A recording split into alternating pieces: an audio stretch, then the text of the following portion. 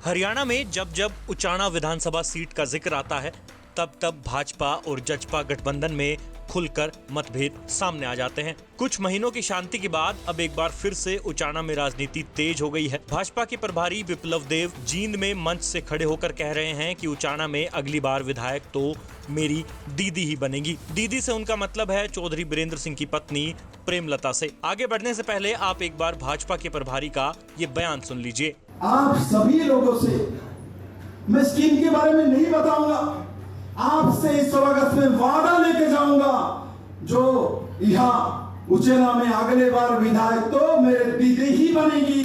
और साथ ही साथ देवेंद्र जी ने जो बोला, जो यह 5 साल बाद परिवर्तित हो जाता है, आप 5 साल नहीं, हम 10-20 साल में परिवर्तित होने नहीं देंगे। भारतीय जनता पार्टी का ही एमपी जाएगा, भारतीय जनता पार्टी का ही एमएलए यहां से बनेंगे।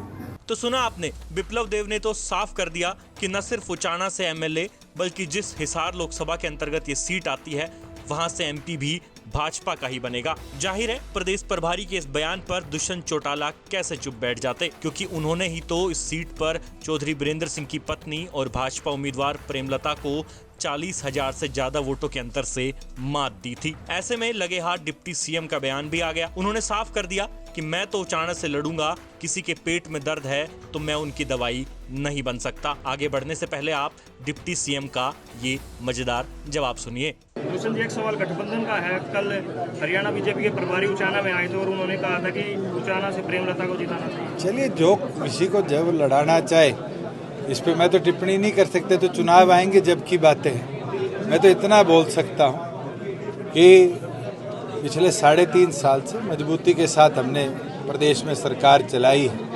किसी की कोई इच्छा बदल रही है तो वो आकर इसको व्यतीत कर सकते हैं। और आज के दिन जननायक जनता पार्टी उचाना से, जहाँ मैं जीत कर आया हूँ, आगे भी मेरे लड़ने में कोई विपरीतता नहीं है। मैं तो कई बार बोल चुका मैं चुनाव लड़ूंगा।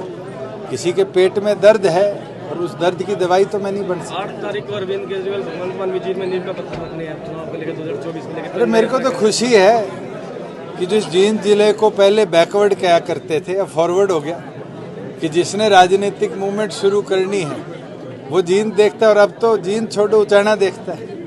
इसलिए तो खुशी की बात है कि 35 साल का छोरा उनके लीडर है। बेटे के मजेदार जवाब के बाद पिता भी मैदान में कूदे। फतेहाबाद पहुंचे डॉक्टर अजय सिंह चौटाला ने उल्टा भाजपा वालों से सवाल कर लिया कि जिस सीट पर प्रदेश का डिप्टी सीएम 48,000 प्लस के मार्जिन से जीत कर आया हो, उस पर वो अपना क्लेम कैसे कर सकते हैं। आगे आप सुनिए कि अजय सिंह चौटाला ने 2024 के चुनाव में गठबंधन जारी रखने को लेकर क्या जवाब दिया। बहरे करके संगठन को लेकर के सवाल उठ रहे हैं, क्या चुनाव इकट्ठे लड़ेंगे या अलग अलग जाएंगे? भाई मेरे, जब चुनाव होंगे तब ये निर्णय होगा। यही बात कल भाजपा के प्रभारी विप्लव देव कह करके गए कि ये निर्णय पार्टी हाईकमान ने बैठ करके कर लिया।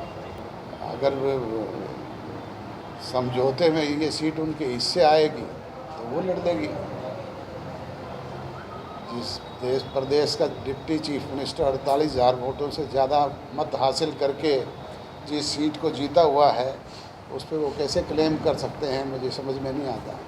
बहरहाल इतना तो साफ है कि भाजपा जजपा गठबंधन में जब जब उचाना का जिक्र आएगा तो मामला फंसेगा ही फंसेगा, क्योंकि यहाँ लड़ाई चौधरी बीरेंद्र सिंह वर्सेस डॉक्टर अजय सिंह चौटाला परिवार के बीच है और फिलहाल दोनों में से कोई भी पीछे हटने को तैयार नहीं है।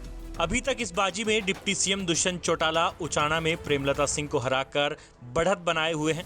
हालांकि असली मजा तो 2024 के चुनाव में आएगा, जब एक बार फिर प्रेमलता और दुष्यंत आमने सामने होंगे। तो देखना होगा उचाना की चौधर किसके हाथ लगेगी। जींद से विजेंद्र कुमार के साथ फतेहाबाद से हरियाणा तक के लिए बजरंग मीणा की रिपोर्ट।